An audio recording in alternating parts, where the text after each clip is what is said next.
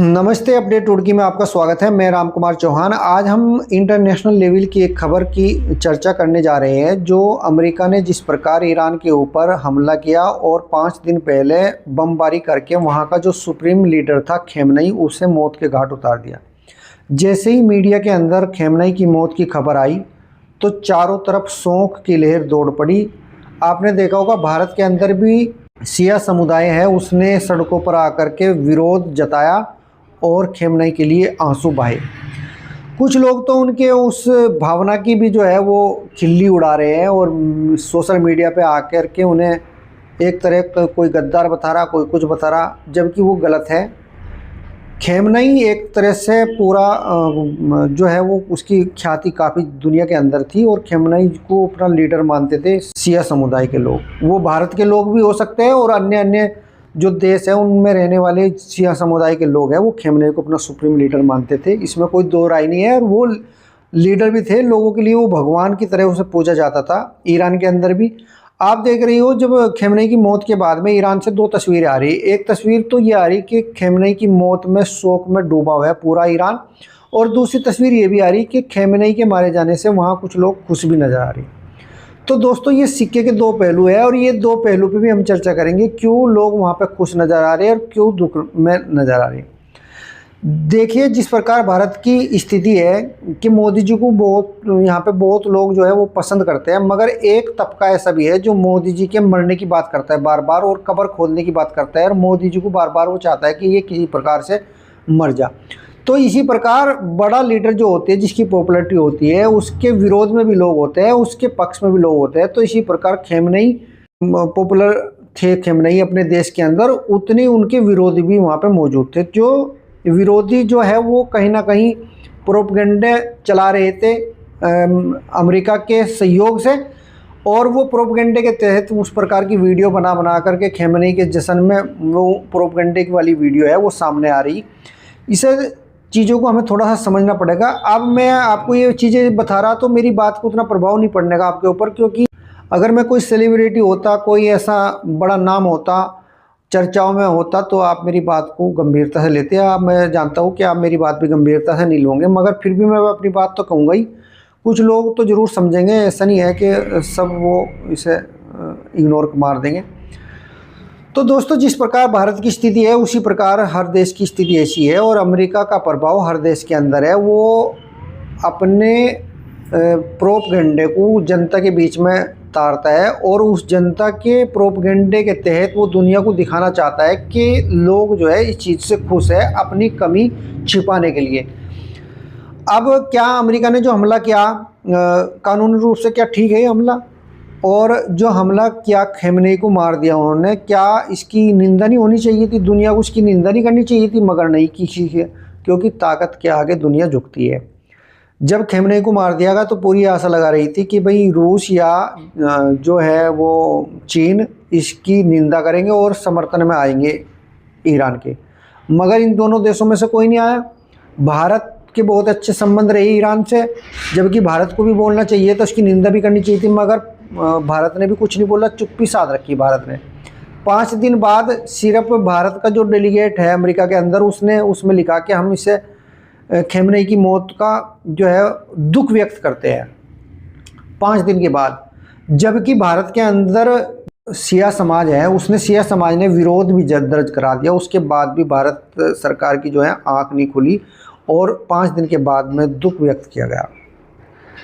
अब दोस्तों, सबसे बड़ी घटना जो है, 2 घटना इस युद्ध में हमने देखने को मिली। एक तो अभी जो कल की खबर आ रही है, जो हिंद महासागर के अंदर ईरान का जो एक पानी का जहाज़ खड़ा हुआ था, जिस पे 130 लोग बताए जा रहे हैं कि उसमें 130 ईरानी सैनिक थे।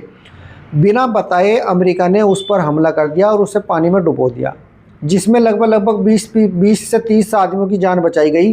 श्रीलंका के सैनिकों ने उनकी जान बचाई, बाकी लोग वहाँ पे शहीद हो गए या लापता हो गए, मतलब मर गए वे।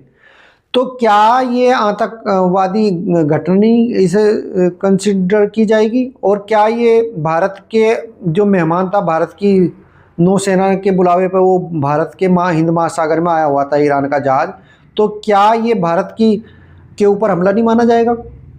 और क्या वो इतनी दादागिरी अमेरिका की वो दिखाने की क्षमता या उसकी हिम्मत हो रही, इसलिए हो रही कि कोई देश उसके आगे बोल नहीं रहा।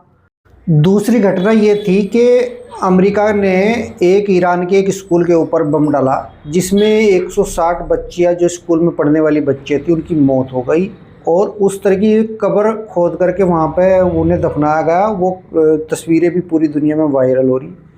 तो दोस्तों 160 निर्दोष बच्चियों की मौत का जिम्मेदार, गुनाहगार कहूँगा मैं तो, गुनाहगार है अमेरिका, और इसकी क्या निंदा नहीं होनी चाहिए तीन चीज़ों की। अब दुनिया जो है वो चुप्पी साध रखी है, मुस्लिम देशों ने भी, 56 मुस्लिम देशों ने भी चुप्पी साध रखी है, तो दुनिया के और देश तो क्या बोलेंगे जब मुस्लिम देश ही नहीं बोल रहे। और आपने देखा होगा पाकिस्तान के अंदर मुसलमानों ने जो है वो वहाँ पे अमेरिका की जो एम्बेसी थी उस पर हमला कर दिया, और वहाँ पे भी 18-20 लोग बताए जा रहे हैं कि मार दिए गए।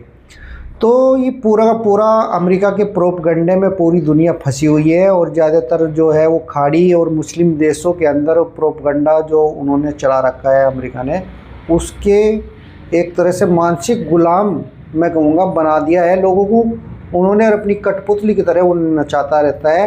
जब चाहता है, जब दुनिया पे हमला कहीं भी चाहता है वहाँ कर देता है, और कोई कानून उसके लिए मान्य नहीं है। और वो इसलिए नहीं है क्योंकि दुनिया चुप्पी साध रखी है, दुनिया चुप है, बोल नहीं रही, गलत को गलत और सही को सही नहीं बोल रही। तो दोस्तों ये इन पर हमें चर्चा ज़रूरी थी हमें, और जिस प्रकार हम आज सोशल मीडिया के अंदर जो शिया समुदाय के लोग खेमनेई की मौत का शोक मना रहे हैं, उनकी खिल्ली उड़ा रहे हैं हम, तो क्या वो ठीक है? क्या गलत को गलत और सही को सही नहीं कहना चाहिए? और भारत जो विश्व गुरु बनने की बात करता है, तो उसे विश्व गुरु वो तभी तो हम उसे कह सकते हैं जब वो इस तरह इंटरनेशनल लेवल की खबर को गलत और सही को सही कहे। तो गलत को गलत और सही को सही नहीं कहना चाहिए था? क्या खamenei के ऊपर हमला वो सही किया अमेरिका ने, या सिर्फ अपनी दादागिरी दिखाने के लिए ऐसा किया? क्या सबसे बड़ा गुंडा का रोल नहीं अदा कर रहा अमेरिका? जिस प्रकार दुनिया चुप है, एक एक करके इस प्रकार सबका नंबर आएगा। आज ईरान में हो रहा है, उससे पहले बेनुलुज्जा में हुआ, और आज ईरान में हो रहा, और कल को आपके साथ में भी होगा। और जिस प्रकार दुनिया चुप है ना, उसी प्रकार दुनिया हमेशा चुप रहेगी, कोई नहीं बोलेगा जब तक लोग आप एकजुट नहीं होंगे। अगर भारत, चीन, रूस तीनों मिलके नहीं इस बात का खंडन कर सकते, युद्ध रुकवा नहीं सकते, इतने लोग मरे बेगुनाह। क्या सारी दुनिया का ठेका अमेरिका ने ले लिया, इजराइल ने ले लिया सारे परमाणु हथियार बनाने का, कोई और नहीं बना सकता? क्या अमेरिका के नागरिक सर्वश्रेष्ठ माने जाएंगे कि भाई उन्हें बचाने के लिए किसी को भी मार देंगे लोग? तो विषय बहुत गंभीर है और सोचने का विषय है, और ये भारतवासियों को ये बात सोचनी चाहिए कि आज हम जिन्हें मुसलमान समझ के उन्हें चुप्पी साधे बैठे हैं अपने, कल वो आज मुसलमानों को मारेंगे, कल को वो हमें मारेंगे। तो दोस्तों आप क्या समझते हो इन खबर से? आप भी कमेंट बॉक्स में अपनी राय दे सकते हो। और क्या भारत को इस पर अपनी चुप्पी तोड़नी चाहिए और ईरान के समर्थन में आकर के खड़ा होना चाहिए? मैं तो ईरान का सपोर्टर हूँ, समर्थन करता हूँ इस विषय में, और खेमनेई का भी मैं समर्थन करता हूँ, क्योंकि खेमनेई अपनी जगह ठीक थे, अपने लोगों के लिए ठीक थे, अपने धर्म के लिए ठीक थे। वो बिल्कुल अपने धर्म के अनुसार वो चल रहे थे, वो उसमें कोई नुकसान नहीं था, और वो अपने बचाव में, अपने जंग में लड़े हुए थे, और भारत के रहने वाले थे। तो हमें तो गर्व करना चाहिए अपने भारतीय होने पर। भारत का आदमी एक जाकर सुप्रीम लीडर बना। तो आप क्या समझते हो? कमेंट में अपनी राय ज़रूर दीजिए। नमस्कार।